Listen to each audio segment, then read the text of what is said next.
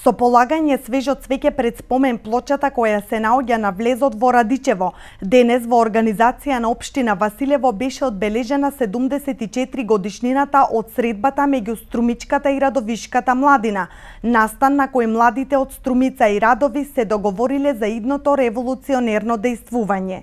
Реферат за случувањата од 19 јули 1941 година прочита градоначалникот на општина Василево Ванчо Стојанов. Оддавајќи им почит на тогашните учесници во средбата, пред спомен плочата се поклонија делегации од општина Василево и општинските организации на Сојузот на борците од Нопна, Струмица, Радовиш и Конче.